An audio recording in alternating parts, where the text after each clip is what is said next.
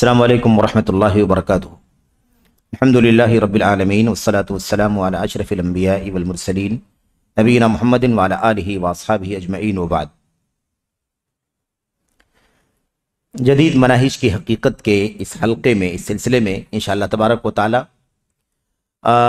اس سے پہلے جو باتیں چل رہی تھیں حکمرانوں کے خلاف رعایا کیا کیا رویہ ہونا چاہیے، اور سلسلے میں علماء کرام کی ہدایات ہم لوگ پڑھ رہے تھے۔ کن دلائل کی بنیاد پر امت کے ان علماء نے حکمرانوں کے سلسلے میں ہماری یہ رہنمائی کی ہے، وہ دلائل کیا ہیں؟ دیکھیں، امام احمد بن حنبل رحمۃ اللہ علیہ نے اپنی مسند میں، اسی طرح سے امام ابن ابی عاصم نے السنہ میں، امام حاکم نے مستدرک میں، صحابی رسول عیاض بن غنم یا عیاض بن غنم رضی اللہ عنہ سے روایت کیا ہے، اور امام حیثمی نے مجمع الزوائد میں۔ یہ حدیث دیکھیں، اللہ کے نبی صلی اللہ علیہ وسلم کیا فرماتے ہیں؟ من اراد ان ينصح لسلطان بامر، جو بھی شخص کسی حاکم کو، ہے نا، جو بھی شخص کسی حاکم کو، حکمراں کو، ولی امر کو نصیحت کرنا چاہے تو کیا کرے، کیسے نصیحت کرے؟ اس سلسلے میں اللہ کے نبی صلی اللہ علیہ وسلم نے فرمایا فَلَا يُكَلِّمُهُ بِهَا عَلَانِيَةً، اگلے صفحے پر 244 پر، من كانت عنده نصیحة لذی سلطان، جو بھی شخص کوئی نصیحت رکھتا ہو کسی بادشاہ کے لیے، حاکم کے لیے، فَلَا يُكَلِّمُهُ بِهَا عَلَانِيَةً، تو وہ اس سے علانیہ طور پر لوگوں کے سامنے بات نہ کرے۔ یہاں پر فرق دیکھیں، تین شکلیں ہیں۔ ایک شکل یہ ہے کہ پبلک کے سامنے بات کرے، پبلک پلیٹ فارم پر بات کرے، عوامی اخبارات، میڈیا وغیرہ پر بات کرے، اسٹیج پر، ممبر پر بات کرے، اس کی برائیاں کرے حاکم کی۔ ایک شکل تو یہ ہے۔ دوسری شکل یہ ہے کہ اچھا، جب عوامی پلیٹ فارموں سے بات کرے تو وہ حاکم موجود نہ ہو، حاکم جہاں ہے وہاں ہے، لیکن ہم مختلف جگہوں سے بیٹھ کر کے اس کی برائیاں کر رہے ہیں۔ ایک شکل تو یہ ہے۔ دوسری شکل یہ ہے کہ لوگوں کے بیچ میں اس کو نصیحت کی جائے۔ آپ دیکھ رہے ہیں، ایک ہے کہ برائیاں کرنا، اور ایک ہی برائی نہیں کر رہا، نصیحت کر رہا ہے اس کو، لیکن نصیحت تنہائی میں نہیں کر رہا ہے، لوگوں کی موجودگی میں کر رہا ہے۔ تو اللہ کے نبی نے اس کو بھی منع فرمایا کہ آپ کو براہ راست اس کو نصیحت بھی کرنا ہے تو لوگوں کے بیچ میں نہیں کرنا ہے۔ یہ دوسرا مرحلہ ہے۔ تو آپ دیکھیے، اگر اس کو نصیحت بھی لوگوں کے بیچ میں اگر نہیں کرنا ہے تو اس کے عدم موجودگی میں ممبر سے، اسٹیج سے برائی کیسے کرنا جائز ہو سکتا ہے؟ اس حدیث میں اللہ کے نبی فرماتے ہیں وہی فَلَا يُكَلِّمُهُ بِهَا عَلَانِيَةً، تو اس بات، اس نصیحت کو اس کے ساتھ لوگوں کے بیچ میں علانیہ طور پر شیئر نہ کرے، نہ بات کرے۔ 10 لوگ موجود ہیں، اسی بیچ میں وہ بھی موجود ہے، اور جا کر کے اس سے کہے کہ بھئی آپ کی گزارش ہے کہ آپ ایسا ایسا نہ کریں، تو بھئی یہ کام تنہائی میں ہونا چاہیے تھا، 10 لوگوں کے بیچ میں تم کیوں بول رہے ہو؟ اچھا، اس کو بھی لوگ نصیحت سمجھتے ہیں، اس کو بھی لوگ نصیحت سمجھتے ہیں، لیکن اسلام ہمیں اس بات کی تعلیم دیتا ہے کہ یہ نصیحت نہیں ہے۔ نصیحت یہی ہے کہ حاکم کے ساتھ تنہائی میں بات کی جائے۔ وَلْيَأْخُذْ بِهِ، وَلْيَأْخُذْ بِيَدِهِ، اس کا ہاتھ پکڑ لے، اس کا ہاتھ پکڑ لے، وَلْيَخْلُ بِهِ، اور اس کے ساتھ تنہائی میں ہو جائے۔ دیکھا آپ نے، کوئی چیز بولنی ہے تو اس کا ہاتھ پکڑے، اطمینان سے کہیں کنارے چلا جائے، تنہائی میں، اکیلے میں، فَإِن، اور اس کے بعد وہاں جا کر کے اس کو جو بھی نصیحت کرنا ہے وہاں تنہائی میں نصیحت کرے۔ اور اس کے بعد کیا ہے؟ فَإِن قَبِلَهَا قَبِلَهَا، اگر وہ اس نصیحت کو قبول کر لے تو قبول کر لے، یعنی کیا مطلب؟ اچھا ہے، اچھی بات ہے، قبول کر لے، بہت اچھا ہے۔ وَإِلَّا كَانَ قَدْ أَدَّى الَّذِي كَانَ عَلَيْهِ وَالَّذِي لَهُ، کہتے ہیں اگر وہ بات نہیں مانتا ہے، نہیں قبول کرتا اس کی نصیحت کو، تو بھی کوئی بات نہیں ہے، اس کی جو ذمہ داری تھی اس نے اپنی ذمہ داری ادا کر دی۔ یہ روایت آپ دیکھیے کتنی اہم ہے، کتنی عظیم الشان ہے۔ اس میں ایک چیز آپ دیکھیں کیا ہے، فَلْيَأْخُذْ بِيَدِهِ وَلْيَخْلُ بِهِ، اس کے ہاتھ کو پکڑ لے، اس کے ساتھ تنہائی میں ہو جائے۔ ہاتھ پکڑ کر کے جانا ہمدردی ہے کہ نہیں ہمدردی ہے؟ اس کے اندر ہمدردی پائی جاتی ہے، اس کے اندر ہمدردی پائی جاتی ہے، محبت پائی جاتی ہے، خیرخواہی پائی جاتی ہے، اور اپنائیت کا احساس ہوتا ہے، اس میں محبت اور دوستی پائی جاتی ہے۔ جیسے کوئی آدمی کسی خاص کو تنہائی میں جا کر کے اس کے ہاتھ پکڑ کر کے لے جاتا ہے، اسے نصیحت کرتا ہے۔ تو یہی کہا۔ اچھا اس کے بعد اگر قبول نہ کرے تو، اب آج بہت سارے لوگ کہتے ہیں نا، ہم کہتے ہیں بھی تنہائی میں نصیحت کرو، اس کو بتاؤ، تو کیا کہتے ہیں اس کے بعد بھی بار بار نصیحت کی ہے لیکن کبھی بھی وہ باز نہیں آتا۔ ہم نے نصیحت بار بار کی ہے لیکن وہ اپنی حرکت سے باز نہیں آتا، اس لیے اب کوئی اگلا قدم اٹھانا ہوگا۔ تو اگلا قدم بھی نبی نے بتلا دیا ہے۔ اگلا قدم کیا ہے وہ بھی نبی کریم صلی اللہ علیہ وسلم نے بتلا دیا ہے، کیونکہ ایسے بہت سارے لوگ آپ کو ملیں گے اور لوگ کہتے بھی ہیں کہ باتیں بھی جو ہم اور آپ کر رہے ہیں نا، ہمارے علماء جب کرتے ہیں تو لوگ کہتے ہیں یہ بار بار یہ لوگ بات کرتے ہیں کہ تنہائی میں نصیحت کرے، تنہائی میں بھی نصیحت کی، کئی بار نصیحت کی، بار بار کی ہے، کتنی بار کہا، کتنی بار بتائیں کہ ہم نے نصیحت کی ہے، لیکن آدمی ماننے کو تیار ہی نہیں، اس لیے ہمیں اگلا قدم اٹھانا پڑ رہا ہے۔ اب تو کچھ کرنا ہی پڑے گا، اب تو کچھ کرنا ہی پڑے گا اس ناسور کو ختم کرنے کے لیے۔ اس طرح کی باتیں لوگ کرتے ہیں۔ اللہ کے نبی علیہ الصلوۃ والسلام نے بتلا دیا ہے کہ آپ کا کام کیا ہے۔ آپ کا کام یہی کہ نصیحت کریں، قبول کر لے تو الحمدللہ، اور نہیں قبول کرے تو الا کان قد ادى الذی علیہ والذی لہ، تو جو ذمہ داری اس کی تھی اس نے اپنی ذمہ داری ادا کر دی، والذی لہ، اور جو کچھ وہ کر رہا ہے وہ اس کے لیے ہے۔ اچھا یہی معاملہ ہر جگہ ہے، یہی معاملہ ہر جگہ ہے۔ ہماری کیا ذمہ داری ہے؟ کیا ہم ایکشن لینے کے لیے بنائے گئے ہیں، کاروائی کرنے کے لیے بنائے گئے ہیں؟ بھئی انبیاء علیہ الصلوۃ والسلام کا بھی یہی تو کام تھا نا، پیغام پہنچا دینا، پیغام پہنچا دینا، ایک بار، دو بار، 10 بار، ہے نا، بلند آواز میں، دھیمی آواز میں، تنہائی میں، مجلس میں، ہے کہ نہیں؟ ہر طرح سے جیسے آپ سمجھا سکتے ہیں ویسے سمجھا دیں۔ آپ کا کام یہی ہے، مان لیں تو الحمدللہ، نہ مانے تو آپ کی ذمہ داری نہیں ہے۔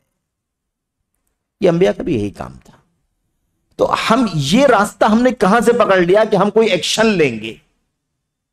ایکشن کام ہی نہیں ہے ہمارا، سزا دینا، ایکشن لینا، یہ ہمارا کام نہیں ہے، یہ کام ہمارا نہیں ہے۔ ہمارا کام اتنا ہی، ابلاغ، تبلیغ، نصیحت، خیرخواہی، وصیت، یہ سب ہمارا کام ہے۔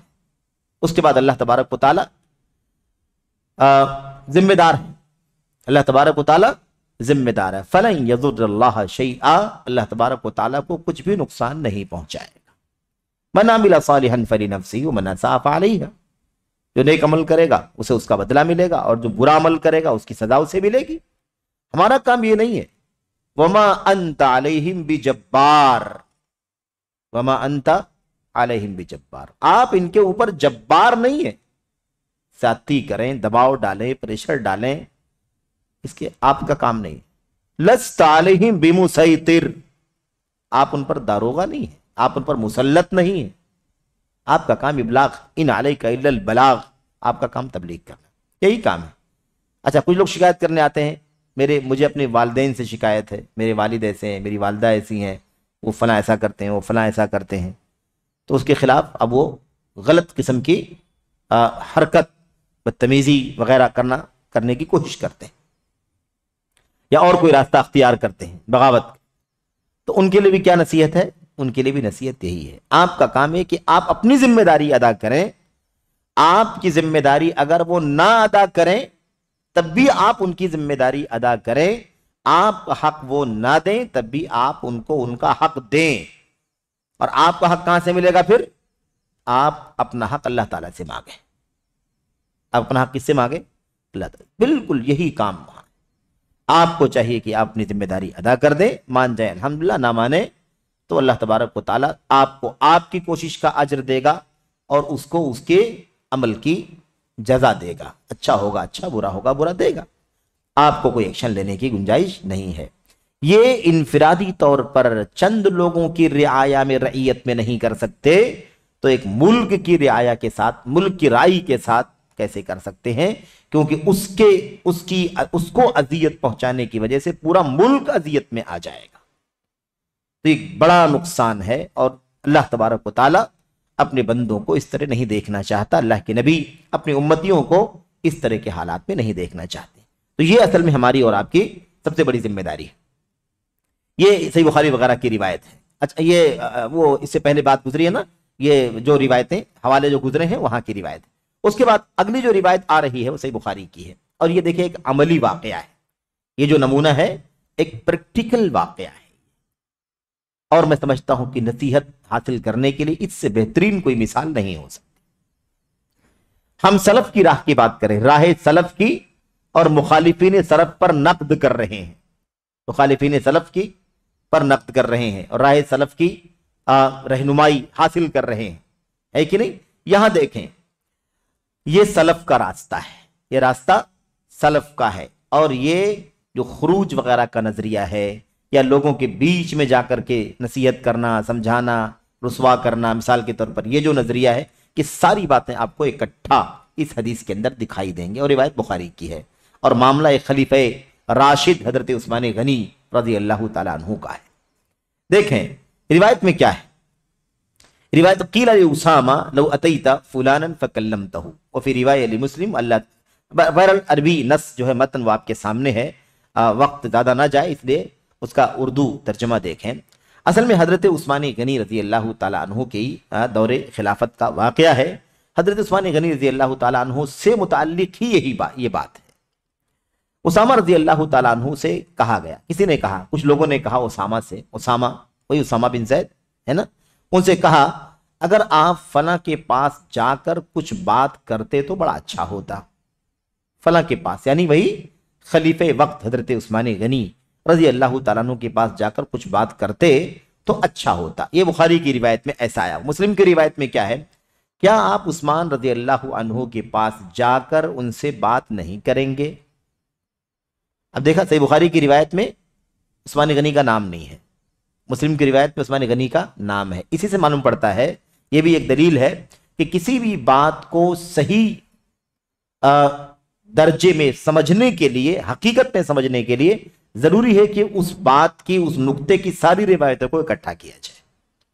अगर बुखारी की रिवायत को ले लिया जाए, मुस्लिम की रिवायत को न टच किया जाए, तो फिर ये 100 लोग 100 तरह की बात करेंगे। किसके पास जाने की बात कर रहे थे, किसको नसीहत करना था, कौन है वो जिसको नसीहत करने के लिए कह रहे थे? सही बुखारी की रिवायत में नहीं है वजाहत। उस मुस्लिम की रिवायत को हमने देखा तो वहां नाम की सराहत मिल गई कि हजरत उसामा से बात जो कर रहे थे लोग, उस्मान गनी रज़ी अल्लाह ताला अन्हु के बारे में कर रहे थे। क्या आप उस्मान गनी रज़ी अल्लाह ताला अन्हु के पास जाकर उनसे बात नहीं करेंगे? तो उन्होंने फरमाया, वाकई तुम लोग यही चाहते हो कि मैं उनसे जो भी बात करूं तुम्हें सुनाकर करूं, यानी तुम यही चाहते हो कि मैं जब बोलूं, नसीहत करूं तो सारे लोगों के सामने करूं, सब सुने कि मैं क्या बोल रहा हूं और उनको कैसे रुसवा कर रहा हूं, कैसे उनकी बेइज्जती कर रहा हूं। यह है सलफ का मौकिफ। आगे देखिए, मैं उनसे राजदाराना गुफ्तगू करूंगा, जो भी बात मुझे करनी है मैं उनसे चुपके से तन्हाई में बात करूंगा। और मुस्लिम की रिवायत में है कि अल्लाह की कसम मैं उनसे अपने और उनके दरमियान खुफिया तौर पर बात कर चुका हूं, तन्हाई में मैं बात कर चुका हूं। तुम क्यों इतना पीछे पड़े हो कि मैंने समझाया क्यों नहीं, या चलूं समझाऊं बताऊं उनको, है ना, कि ऐसा नहीं होना चाहिए, ये करना चाहिए। तो ये सारी रिवायतें इकट्ठा करने के बाद मालूम पड़ रहा है कि उसामा रज़ी अल्लाह ताला अन्हु ने उस्मान गनी से कोई भी मसला था, आगे मसला आ भी रहा है, वो कोई ऐसा बड़ा मसला नहीं था, लेकिन बहरहाल कहीं शक शुबा हो जाता है, गलत फहमियां हो जाती हैं। उस्मान गनी रज़ी अल्लाह ताला अन्हु के पास जाकर के उन्होंने तन्हाई में समझाया, है ना। उसके बाद वजाहत की कि भाई मैं अल्हम्दुलिल्लाह तन्हाई में समझा चुका हूं, आप लोग क्यों बार बार मुझे कहते हो कि आप जाते तो बड़ा अच्छा रहता, आप क्यों नहीं चलते? चलते हैं। कुछ लोग क्या कहेंगे, चलो चलते हैं, तो चलो चलतों की गुंजाइश नहीं है यहां पर। जिसको महसूस हो कि मुझे कुछ बात कहनी चाहिए तो वो तन्हाई में समझा सकता है तो समझा दे। आगे देखिए, کہتے ہیں میں کوئی ایسا دروازہ نہیں کھولنا چاہتا جسے میں سب سے پہلے کھولنے والا ہو جاؤں. فتنے کا دروازہ. اگر میں پبلک کے سامنے وہی بات کہہ دوں گا تو فتنے کا دروازہ کھولوں گا کہ نہیں کھولوں گا؟ 10 20 50 لوگ 100 لوگ جو بھی جتنے بھی لوگ میری بات سنیں گے ان کے بارے میں وہ بات منفی جو ہے نیگیٹو وہ جان جائیں گے کہ نہیں جان جائیں گے؟ اور اتنے لوگوں کے دلوں میں نفرت پیدا ہو جائے گی کہ نہیں؟ تو نفرت پیدا ہوگی تو پھر نفرت کی بنیاد پر حاکم وقت سے ٹکراؤ پیدا ہوگا، بغاوت کی بات اٹھے گی، اور اس کے بعد پتہ ہی چلے گا کہ جو کچھ بھی فساد آ رہا ہے اس کی جڑ میں ہوں، کیونکہ میں نے سب کے سامنے اس کی بات کی. اس لیے خلیفہ وقت کو میں تنہائی میں نصیحت کر چکا ہوں. میں نہیں چاہتا کہ کوئی ایسا دروازہ کھولوں جس کو سب سے پہلے میں وہ کھولنے والا بن جاؤں. اب یہ بخاری کی روایت ہے نا، مسلم بخاری کی روایت ہے، اس لیے حافظ ابن حجر رحمۃ اللہ علیہ کی شرح فتح الباری سے آپ دیکھیے. فتح الباری میں حافظ ابن حجر فرماتے ہیں، محلب کہتے ہیں، محلب کے واقعے کے حوالے سے بات نقل کرتے ہیں، وہ اسامہ رضی اللہ تعالیٰ عنہ سے چاہتے تھے کہ عثمان رضی اللہ تعالیٰ عنہ سے بات کریں. وہ ان کے خواص اور ولید بن عقبہ کے بارے میں ان کے پاس آنے جانے والوں میں سے تھے. کیوں اسامہ سے کہا تھا لوگوں نے؟ کیونکہ اسامہ حضرت عثمان غنی سے قریب تھے، یعنی ان سے اگر کوئی بات کہی جائے تو اسامہ جا کر کے حضرت عثمان سے کہہ سکتے تھے. اس لیے لوگوں نے ان سے کہا کہ آپ چلیے، آپ کیوں نہیں کہتے؟ یعنی گویا کہ یہ ان کو ایک طرح کی شکایت تھی کہ آپ جاتے آتے ہیں تو آپ ان کو منع کیجئے، سمجھائیے، آپ کیوں نہیں جا کر کے ان کو منع کرتے سمجھاتے؟ تو انہوں نے وہی کہا نا کہ چاہتے ہو سب کے سامنے ہی بات کروں، میں تنہائی میں بات کر چکا ہوں، میں سمجھا چکا ہوں ان کو. اچھا اس کے بعد دیکھیے، کیونکہ انہیں ان کے بارے میں نبیذ کی بو ظاہر ہوئی تھی. نبیذ، نبیذ کیا ہے؟ نبیذ کو آپ یوں سمجھ سکتے ہیں آسانی کے ساتھ کہ وہ شربت ہے، پھلوں کا جوس ہوتا ہے، شربت، چاہے وہ انگور کی شربت ہو یا مثال پر کھجور سے بنایا گیا شربت ہو. تو یہ اصل میں مطلب اسے پیا جاتا تھا اس زمانے میں. لیکن یہ اگر اس شربت کو نچوڑنے کے بعد ہے نا، اگر دھوپ میں زیادہ دیر تک رکھ دیا جائے، 2 4 6 گھنٹے 8 گھنٹے، تو اس کے اندر نشہ پیدا ہو جاتا تھا، اس کے اندر نشہ پیدا ہو جاتا تھا. اور ظاہر جب نشہ پیدا ہو جائے گا تو اس کا استعمال کرنا جائز نہیں ہوگا. لیکن عام حالات میں مطلب پھلوں کا جوس پینے میں، شربت پینے میں کوئی دشواری ہے؟ کوئی دشواری نہیں. تو جب تک نشہ نہیں ہے کوئی مسئلہ نہیں ہے، جب نشہ پیدا ہوگا تو اس کا حکم بدل جائے گا، کیونکہ حکم ڈیپینڈ ہے نشہ ہونے پر نہ ہونے پر. تو کہتے ہیں کہ نبیذ کی بو ظاہر ہوئی تھی. نبیذ آدمی پیے گا تو اس کی اسمیل، اس کو کہتے ہیں نا، کہتے ہیں کہ حضرت عثمان غنی رضی اللہ تعالیٰ عنہ نے نبیذ پیا تھا اور نبیذ کی بو محسوس ہوئی تھی کچھ لوگوں کو کہ شاید نبیذ پی کر کے آئیں. ایسا بھی ہو سکتا ہے کہ اس میں کچھ معمولی سا اثر آ گیا ہو، معمولی سا اثر آ گیا ہو، یعنی اس کے اندر کچھ سکر، نشے والی کیفیت کچھ ہلکی پھلکی اس کے اندر پیدا ہو گئی ہو، اور ان کا معاملہ عام ہو گیا تھا. یعنی لوگوں نے محسوس کر لیا تھا، کئی لوگوں نے محسوس کر لیا تھا کہ نبیذ پی ہے اور نبیذ کی وجہ سے اسمیل محسوس ہو رہی ہے. تو اب ظاہر سی بات ہے کہ پھر شک جائے گا کہ نہیں شک جائے گا کہ یار شراب تو نہیں پیتے ہیں، نشہ تو نہیں کیا ہوا ہے. تو اس حوالے سے نبیذ کی بو، صراحت روایت کے اندر کوئی الزام نہیں لگا سکتا کہ وہ شراب، نعوذ باللہ، اور نہ یہ ہم سوچ سکتے ہیں کبھی. نبیذ کی بو ظاہر ہوئی تھی اور ان کا معاملہ عام ہو گیا تھا. وہ عثمان رضی اللہ تعالی عنہ کے ماں جائے بھائی تھے. ان کا مسئلہ تھا ولید بن عقبہ. ولید عثمان غنی کی بات نہیں ہے، ولید بن عقبہ کی بات ہے جو ان کے خاص لوگوں میں سے تھے، ہے نا. انہوں نے انہیں گورنر بھی بنایا تھا. تو عثمان غنی کو یہ سمجھانا تھا کہ آپ نے ایک ایسے آدمی کو گورنر کیوں بنایا ہے، ایسے آدمی کو گورنر کیوں بنایا ہے جو ایسا ایسا کرتا ہے، جس سے یہ نبیذ کی بو ملی ہے. ٹھیک ہے. اچھا، تو اسامہ رضی اللہ تعالیٰ عنہ نے اس وقت کیا فرمایا تھا؟ میں ان سے رازدارانہ بات کر چکا ہوں، میں رازدارانہ بات کر چکا ہوں، کوئی دروازہ نہیں کھولنا چاہتا جس سے فتنے کا دروازہ نہیں کھولنا چاہتا، یعنی مسلم حکمرانوں پر علانیہ نکیر کرنے کا دروازہ نہیں کھولنا چاہتا، اس ڈر سے کہ اختلاف و انتشار پیدا ہو.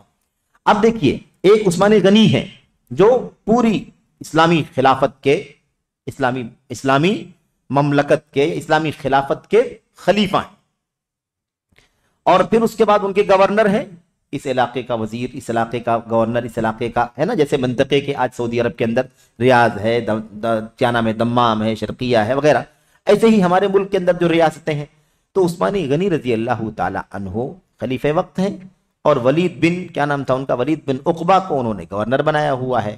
تو اب ایک گورنر کے سلسلے میں ظاہر ہے کہ یہ بھی ولی امر ہے نا، ولی امر ہے، ایک ہے بڑا ولی امر، ایک ہے اس کا ریاستی پیمانے کا ولی امر، اور ایک اس سے بھی چھوٹا، پھر اس سے چھوٹا، پھر اس سے چھوٹا۔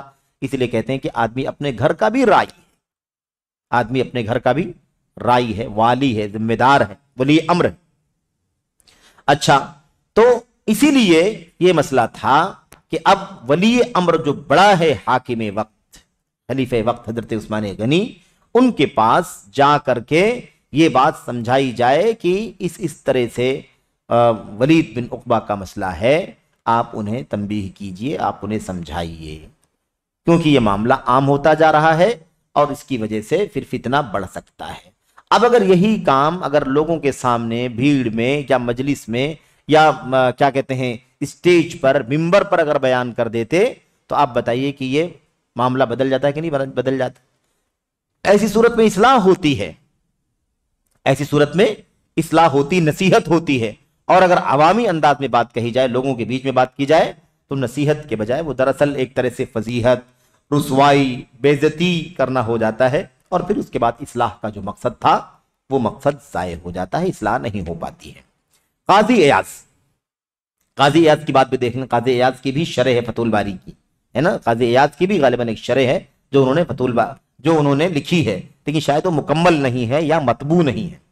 قاضی ایاز فرماتے ہیں اسامہ رضی اللہ تعالیٰ عنہ کا مقصد یہ ہے کہ وہ امام وقت پر علانیہ انکار کا دروازہ نہیں کھولنا چاہتے۔ علانیہ انکار کا دروازہ اگر کھولا جائے گا تو آج میں علانیہ انکار کروں گا، کل کوئی دوسرا کرے گا، تیسرا کرے گا، پھر ہر آدمی کی زبان بے لگام ہو جائے گی، جیسے آج کل میڈیا کے دور میں لوگوں کی زبان بے لگام ہے۔ جس آدمی کو اپنی بیوی اور 2 بچے سنبھالنے کی بھی طاقت نہیں ہے، وہ سعودی عرب کے ولی امر کو مشورہ دیتا ہے کہ ان کو ایسا کرنا چاہیے اور ایسا نہیں کرنا چاہیے، فلاں نے بہت بڑی غلطی کی ہے، ایسا تو فیصلہ کرنا بہت بڑی غلطی ہے۔ بھائی وہ آپ کہاں ہیں، وہ کہاں ہیں، آپ کی حیثیت کیا ہے، ان کی حیثیت کیا ہے، اور دوسری بات یہ ہے کہ وہ کس علم کے، کس تقوی کے اور کس رائے مشورے کے ساتھ چلتے ہیں، آپ کو پتا ہے؟ وہ ملک کا حاکم ہے، وہ مسلمانوں کی رعایا، مسلمانوں کی نگرانی پر مامور ہے، وہ ولی امر ہے، اور وہ بہت بڑی تعداد کی دیکھ ریکھ کرنے والا ہے، وہ بلاد حرمین شریفین ہے مثال کے طور پر۔ تو ظاہر سی بات ہے کہ اب یہ ذمہ داری بنتی ہے کہ ہم اپنے حدود میں رہیں، اپنے دائرے میں رہیں، ایسی حرکت نہ کریں جو ہمارے دائرے سے باہر ہو۔ اچھا، اس کے بعد دیکھیے، کہتے ہیں کہ کیونکہ اس کے برے انجام کا اندیشہ ہے، اس کے انجام برے ہوں گے اس کا ڈر ہے، بلکہ نرمی کا معاملہ کریں گے اور انہیں رازدارانہ نصیحت کریں گے کہ یہ طریقہ زیادہ قابل قبول۔ یہ بھی بہت اہم بات ہے، ایک آدمی کو تنہائی میں سمجھایا جائے تو وہ قبول کر لیتا ہے، ایک آدمی کو رسوا کر دیا جائے تو وہ قبول کرنے کو تیار ہی نہیں ہوتا، کہے گا بھئی میں بے عزت ہو چکا ہوں تو مجھے اب رجوع کرنے کی کیا ضرورت ہے۔ اس طرح سے یہ مسئلہ پیش آتا ہے۔ اچھا، اس کے بعد دیکھیں امام احمد بن حنبل رحمت اللہ علیہ کا معاملہ، آج کل بھی آپ سن رہے ہوں گے نا، بالکل تازہ آپ سنتے ہیں بار بار، اپنے اس ملک کے اندر بھی بعض مولویوں کی تقریریں آپ سنتے ہیں جو بار بار آپ کو بولیں گے کہ علماء کو جیل میں ٹھونس رکھا ہے، یہ ظلم کر رکھا ہے، فلاں کو ظلم کر رکھا ہے، اور امام حرم کے ساتھ یہ ہو رہا ہے، امام کعبہ کے ساتھ یہ ہو رہا ہے، اور بڑے بڑے دعات اور علماء کے ساتھ یہ بدسلوکی ہو رہی ہے، اتنے سال سے جیل میں، یہ وہ اس طرح کے ظلم کا بہت حوالہ دیتے ہیں لوگ اور کہتے ہیں ظلم ہو رہا ہے، اور اسی لیے پھر اس کے بعد کہتے ہیں کہ یہ حکمران جو ہیں وہ یہودیوں کے اشاروں پر چلتے ہیں اور یہ کرتے ہیں وہ کرتے ہیں۔ یہ ساری بات ہمارے سامنے نمونہ حضرت امام احمد بن حنبل کا ہے۔ امام احمد بن حنبل اور وقت کی حکومت، وقت کا خلیفہ، اور امام احمد بن حنبل جیسا امت کا بلند پایا امام، یہ دیکھیں امام اہل سنہ امام احمد بن حنبل رحمت اللہ علیہ ہیں، خلق قرآن کے مسئلے میں کوڑوں سے مارا جاتا تھا۔ کوئی ایسا واقعہ سنا آپ نے کسی عالم کو سعودی حکومت نے کوڑے سے مارا ہو، باہر نکال کے رسوا کیا ہو؟ امام احمد بن حنبل کو کوڑوں سے مارا جاتا تھا، گھسیٹا جاتا تھا، قید خانے میں ڈالا جاتا تھا۔ قید خانہ بعد میں، کوڑوں سے مارنا، گھسیٹا جانا لوگوں کے سامنے ہے، اور اس کے بعد لے جا کر کے جیل میں بند کر دیا جاتا تھا۔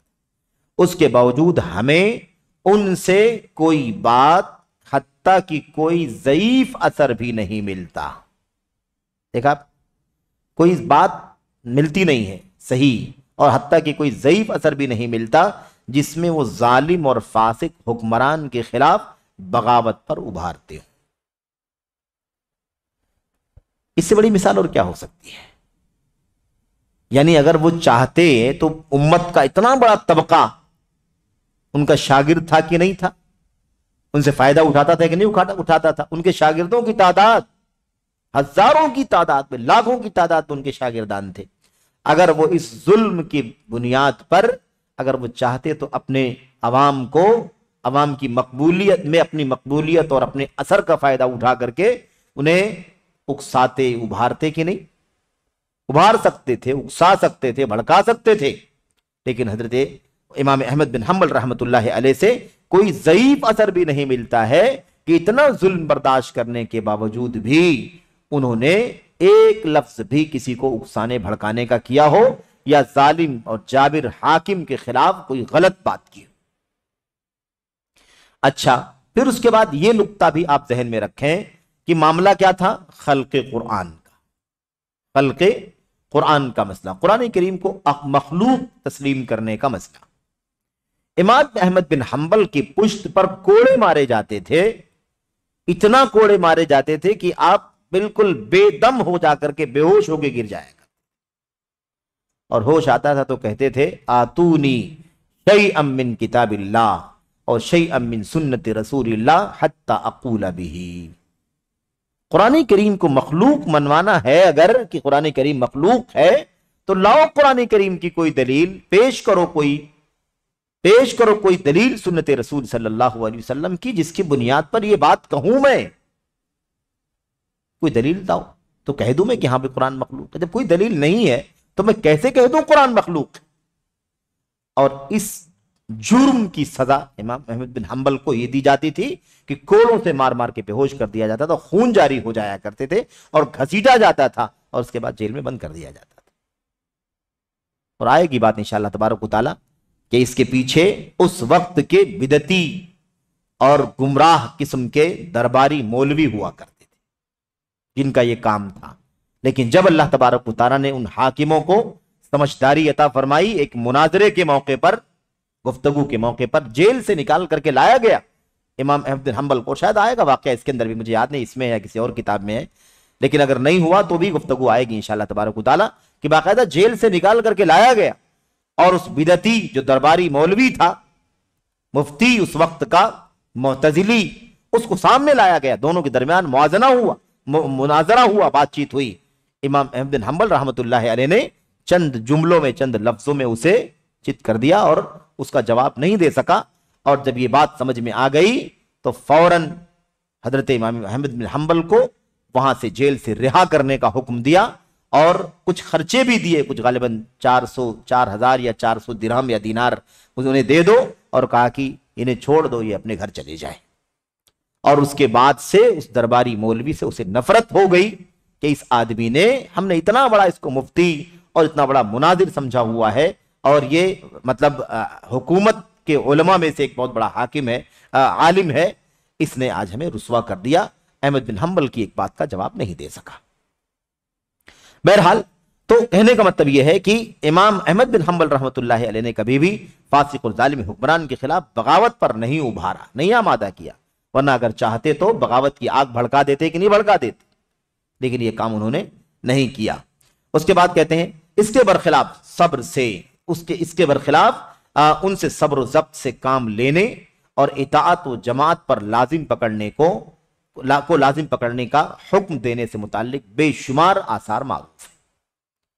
اس کی بے شمار دلیلیں موجود ہیں کہ احمد بن حنبل نے عوام سے کہا کہ آپ لوگ صبر کریں، آپ لوگ صبر کریں، حاکم کی بات سنیں، حاکم کی اطاعت کریں، اس کے ہاتھ سے اپنا ہاتھ نہ کھینچیں، بغاوت نہ کریں، صبر سے کام لیں۔ اس حوالے سے امام احمد بن حنبل کے بہت سارے آثار موجود ہیں، اور وہ اتنے سارے ظلم کے باوجود بھی ہمیشہ ان کو اے امیر المومنین کے نام سے ہی یاد کرتے تھے، کبھی اول پول جملہ بھی نہیں استعمال کیا۔ آج تو مطلب میڈیا پر بیٹھ کر کے ہمارے ہندوستان کے بعض مولوی جو ہیں ہے نا، گالیاں دیتے ہیں، لعنت کرتے ہیں، ملامت کرتے ہیں، ان کو یہودی اور کیا کیا نہیں کہتے، سب کچھ کہتے ہیں جو کچھ ان کے منہ میں آتا۔ اور یہی نہیں بلکہ یہاں تک بھی ایک بار کہہ دیا ایک ظالم نے، ہمارے لکھنؤ کے سلمان ندوی صاحب نے یہاں تک کہہ دیا کہ ایسے آدمی کو کھلی گالیاں دینا درست ہے، اور اس کے لیے ایک دلیل پیش کر دی۔ دلیل کہاں کی ہے اور بات کہاں کی ہے؟ اس طرح سے لوگ اپنی بات کی تبریر کرتے ہیں، یعنی اپنی باتوں کو صحیح ثابت کرنے کے لیے، اس کا وجہ جواز نکالنے کے لیے اس طرح کی مانوی تحریف کرنے سے بھی گریز نہیں کرتے ہیں۔ یہ صورتحال ہے۔ بہرحال تو انہیں امیر المومنین کہہ کر کے پکارتے تھے۔ یہ امام احمد بن حنبل رحمت اللہ علیہ یہ باتیں کہتے ہیں، کیا امام احمد یہ باتیں چاپلوسی یا بزدلی کے طور پر کہتے تھے؟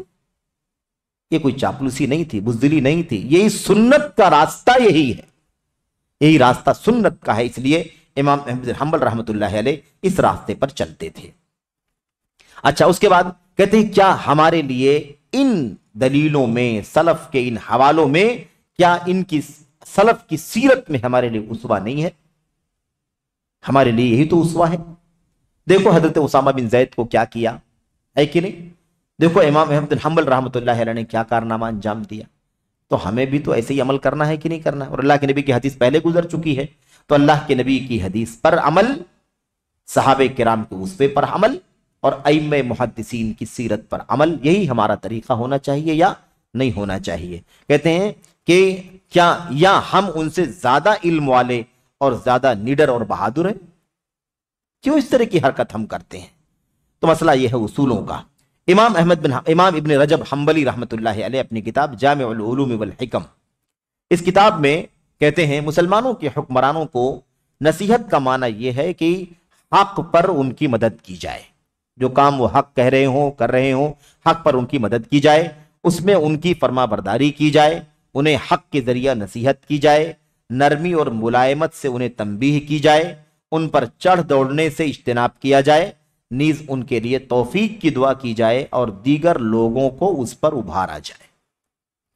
یہ مسلمانوں کے حاکم کا مسلمانوں پر حق، مسلمانوں کے امیر کا، مسلمانوں کے امام کا مسلمانوں کے اوپر یہ حق، اور نصیحت اور خیر خواہی کا یہی مطلب ہوتا ہے۔ نصیحت کا مطلب خیر خواہی، نصیحت کا مطلب جا کر کے اس کو کوئی بات سمجھانا نہیں ہے۔ عربی زبان میں نصیحت کے معنی کیا ہوتے ہیں؟ خیر خواہی کرنا، بھلائی چاہنا، بھلائی چاہنا، یہی ہے۔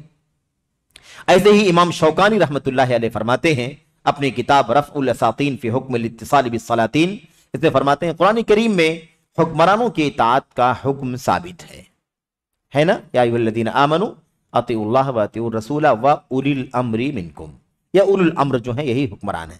کہتے ہیں ثابت ہے، اللہ تعالیٰ نے حکمرانوں اور ان کی اطاعت و فرما برداری کو اللہ تبارک و تعالی اور اپنے رسول کی اطاعت کے بعد رکھا ہے۔ اللہ کی اطاعت، رسول کی اطاعت کے بعد ولی امر کی اطاعت کا حکم رکھا ہے۔ اسی طرح سنت مطہرہ یعنی احادیث کی کتابوں میں تواتر سے ثابت ہے کہ حکمرانوں کی اطاعت اور ان کی زیادتیوں پر صبر کرنا واجب ہے۔ حدیث میں یہ بھی ثابت ہے کہ حکمران، حاکم اگر ظلم کرے، زیادتی کرے تو بھی اس کی اطاعت کرنی ہے، اس کا کہا ماننا ہے، اور جو ظلم کر رہا ہے اس پر صبر کرنا ہے، اس پر صبر کرنا ہے۔ حکمرانوں کی اطاعت کے حکم پر مشتمل بعض احادیث میں وارد ہے کہ نبی کریم صلی اللہ علیہ وسلم نے فرمایا وَإِنْ ضَرَبَ ظَهْرَكَ وَأَخَذَ مَالَكَ، اپنے امام کی، اپنے امیر کی، اپنے حاکم کی اطاعت کرو، اس کا کہا مانو، اگرچہ وہ تمہاری پشت پر کوڑے مارے اور تمہارا مال چھین لے تمہیں مارے اور تمہارا مال چھین لے تب بھی تم کیا کرو؟ اس کی اطاعت کرو۔ بھائی سعودی حکومت اللہ تعالیٰ ان کو قائم و دائم رکھے، حق پر استقامت پر اللہ ان کی مدد فرمائے، وہ کوڑے مارنا اور مال چھیننا تو دور کی بات ہے، وہ اپنے ملک کی رعایا کو بھی کھلاتے پلاتے ہیں اور ساری دنیا والوں کے ساتھ ہمدردی کرتے ہیں، ہے کہ نہیں؟ کوئی بھی آپ کو ایسا موقع نہیں ملے گا جب کہیں دنیا میں کوئی مثال کے طور پر آفت آ جائے، مصیبت آ جائے، سیلاب آ جائے، سونامی آ جائے، آگ لگ جائے، اور ابھی سیریا اور ہے نا ان علاقوں میں جو زلزلے وغیرہ کے حالات پیدا ہوئے، اس میں آپ دیکھیں کہ سعودی عرب بڑھ چڑھ کر کے حصہ لیتا ہے۔ جبکہ اگر آپ دیکھنا چاہیں تو یہ بھی دیکھ سکتے ہیں کہ منہجی طور پر، فکری طور پر کافی اختلاف بھی ہے ان کا، ہے کہ نہیں؟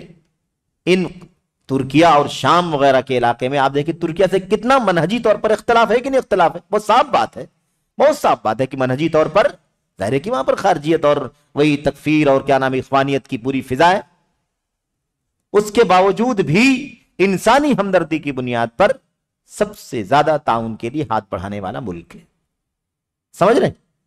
تو اس کے باوجود یہ حالت ہے، جبکہ اللہ کے نبی فرماتے ہیں تمہاری پشت پر مارے اور تمہارا مال لے لے تب بھی تم اس کا کہاں مانو؟ ساری دنیا کو لٹانے والا، کھلانے والا ملک، ہمدردی ہے کہ نہیں؟ آپ دیکھیے اس کے باوجود یہ حالت ہے کہ لوگ جو ہے خروج اور بغاوت کی ذہنیت رکھنے والے لوگ ہمیشہ اس کی برائیاں کرنے، اس کے خلاف زبان درازی کرنے کو اپنا دین اور عقیدہ سمجھتے ہیں۔ اللہ کے نبی علیہ السلام نے صحیح طور پر ارشاد فرمائے صحیح سند کے ساتھ، اعطوہم الذی لہم وتسألون اللہ الذی لکم۔ اصول یاد رکھو، یہی کام ہے ہمیں اس سے آگے جانا نہیں ہے، ہمیں اللہ کے نبی صلی اللہ علیہ وسلم کی اس تعلیم سے آگے جانا نہیں ہے۔ آپ نے فرمایا اعطوہم الذی لہم، ان کا جو حق ہے وہ انہیں تم دے دو۔ کیا حق ہے ان کا؟ وہی ہمدردی کرنا، محبت کرنا، ہے کہ نہیں؟ ان کے لیے دعائیں کرنا، ان کے لیے بھلائی چاہنا، ان کا ساتھ دینا، ان کی باتیں سننا، ان کا کہا ماننا، لوگوں کو اکسانا نہیں، بھڑکانا نہیں، بلکہ لوگوں کو ان کے ساتھ تعاون کرنے پر آمادہ کرنا، بیعت سے ہاتھ نہیں کھینچنا، بغاوت نہیں کرنا، یہی ان کا حق ہے۔ تو اعطوہم الذی لہم، انہیں جو حق ان کا ہے انہیں تم دے دو۔ وَتَسْأَلُونَ اللَّهَ الَّذِي لَكُمْ، اور اگر وہ تمہیں تمہارا حق نہ دے رہے ہوں، تو ان پر ظلم کر رہے ہوں، ستا رہے ہوں، مار رہے ہوں، تو تم اپنا حق اللہ تبارک و تعالیٰ سے مانگو۔ یہاں تک اللہ کے نبی فرماتے ہیں کہ تمہارا حق چلا جائے، تمہارا حق نہ دے، وہ ہڑپ کر لے، تو تم اللہ تبارک و تعالیٰ سے اپنا حق مانگو، لیکن بغاوت کا جھنڈا نہ اٹھاؤ، برائیاں مت کرو، گالیاں نہ دو، ادھر ادھر مختلف مجلسوں میں، اسٹیجوں پر اور عوامی پلیٹ فارموں سے ان کے خلاف زبان درازیاں نہ کرو۔ اللہ کے نبی یہاں تک کہتے ہیں کہ ان سے تمہارا حق تمہیں نہیں مل رہا تو تم چھوڑ دو، اپنا حق اللہ تبارک و تعالیٰ سے مانگو، لیکن تمہاری ذمہ داری جو ہے وہ تم اس کے بارے میں ادا کرو۔ تو اب بات ہے، اس سے بڑا، اس سے اچھا انداز اور کیا ہو سکتا ہے سمجھانے کا کہ اللہ کے نبی صلی اللہ علیہ وسلم کہتے ہیں کہ اپنا حق تم اللہ سے مانگو، وہ نہیں دیتے ہیں تو ان سے تم الجھو نہیں، ضد نہیں کرو، ہے کہ نہیں؟ اور حق کی بات آئی ہے تو یہاں پر وہ حدیث آپ ذہن میں لے آئیں، اللہ کے نبی صلی اللہ علیہ وسلم نے جب حنین کا مال غنیمت بانٹا تھا تبھی تو خارجیت شروع ہوئی تھی نا، تبھی خارجیت کا فتنہ شروع ہو گیا تھا۔ اسی وقت اس ذوالخویسرہ یمانی نے، یمنی شخص تھا یمن کا ذوالخویسرہ، اسی نے سب سے پہلے اللہ کے نبی صلی اللہ علیہ وسلم کے فیصلے سے اعراض کرتے ہوئے، اختلاف کرتے ہوئے کہا تھا انصاف سے کام لیجئے کیونکہ آپ انصاف نہیں کر رہے ہیں، اعدل یا محمد فإنک لم تعدل، انصاف سے کام لیجئے، آپ انصاف نہیں کر رہے، ان کو دے رہے ہیں، ان کو دے رہے ہیں، ان کو زیادہ دے رہے ہیں، ان کو سے کم دے رہے ہیں، یہ انصاف نہیں، سب کو برابر۔ برابری کہاں انصاف؟ انصاف برابری کا نام نہیں ہے، انصاف میں کسی صورت میں برابری بھی انصاف، عدل و انصاف کی ایک شکل کسی موڑ پر، کسی موقع پر، کسی معاملے میں، قضیے میں برابر دینا یہ انصاف ہے، لیکن ہر جگہ برابر دینا ہی انصاف نہیں ہے۔ جس کا جو حق ہے وہ دینا انصاف ہے. کم ملنا حق بنتا ہو تو کم دینا انصاف ہے, زیادہ دینے کا حق بنتا ہو تو زیادہ دینا انصاف ہے. سب کو برابر دینے کا انصاف کیسے ہو سکتا ہے؟ اگر سب کو برابر دینا اگر ہم انصاف کہیں گے تو نعوذ باللہ اللہ تبارک و تعالیٰ پر بھی اعتراض ہو جائے, ہے کہ نہیں؟ جیسے کہ لوگ کہتے ہیں کہ لڑکیوں کو آدھا دیا, لڑکوں کو اللہ نے پورا دیا. آدھا پورا کیوں دیا ہوا؟ یہ تو ناانصافی ہے, عین انصاف. اسے اللہ تبارک و تعالیٰ جانتا ہے کہ اس کے لیے اتنا ہی ہونا چاہیے, اور اس کے لیے اللہ جانتا ہے کہ اس کو دوگنا ہونا چاہیے. تو اس کو آدھا دینا, اس کو پورا دینا, یہ انصاف ہے. سب کو برابر دینا ہمیشہ انصاف نہیں. اس لیے یہ بات سمجھنے کی ہے کہ اسلام کے اندر برابری نہیں ہے بلکہ عدل ہے. انصاف اور عدل کا مطلب, انصاف کا مطلب ہوتا ہے جس کو جو حق ملنا چاہیے وہ دیا جائے, کم مستحق کو کم, زیادہ کم مستحق کو زیادہ. نبی کریم صلی اللہ علیہ وسلم نے اس بات کو سمجھایا بھی تھا اپنی حدیثوں میں کہ غلط فہمی نہیں ہونی چاہیے. میں کبھی کسی کو مال غنیمت آتا ہے یا کہیں سے کوئی ٹیکس آتا ہے, کچھ علاقوں سے, بحرین وغیرہ سے, جیسے جہاں ہے نا اسلامی نظام تھا اور وہاں دوسرے لوگ رہتے تھے, دے دیا گیا تھا رہنے کے لیے, تو ٹیکس دیا کرتے تھے. تو اللہ کے نبی صلی اللہ علیہ وسلم نے فرمایا کہ میں کبھی کبھی کسی کو دیتا ہوں اور کسی کو نہیں دیتا ہوں, کسی کو زیادہ دیتا ہوں, کسی کو کم دیتا ہوں.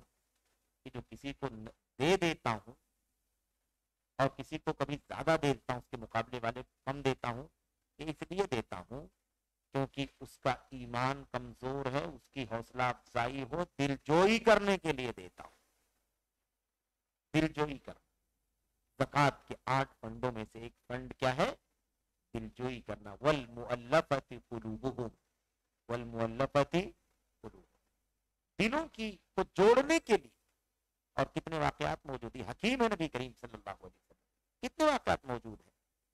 آ کر کے اسلام لانے کے بعد کہتے ہیں نبی کریم صلی اللہ علیہ وسلم مجھے دیتے رہے, دیتے رہے, دیتے رہے, دیتے رہے, یہاں تک کہ اسلام میرے دلوں کے اندر ایک دم پیوست ہو گیا. یہ نبی کریم صلی اللہ علیہ وسلم, کوئی معاملہ ایسا نہیں تھا نا عام انسان کا, وحی کی روشنی میں سارے فیصلے کرنے والے. تو جو بھی آپ کرتے تھے وہ اللہ تبارک و تعالیٰ کی طرف سے ہوا فیصلہ ہوتا تھا, تنفیذ آپ کے ہاتھوں ہوتی تھی, بیان آپ کی زبانوں سے ہوتا تھا, حکم اور فیصلہ رب الجلال کا ہوتا تھا.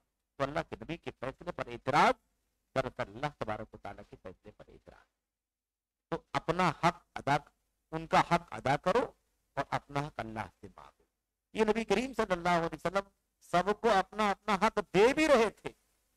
نبی کی حالت تو یہ تھی کہ اگر آپ کے پاس مال غنیمت آیا ہوا ہو, زکات کا مال آیا ہوا ہو, یا صدقے کا مال آیا ہوا ہو, ٹیکس کا مال آیا ہوا ہو, تو آپ کو تو پوری رات کروٹ بدلنے میں گزر جایا کرتی تھی, آپ کو نیند نہیں آتی تھی.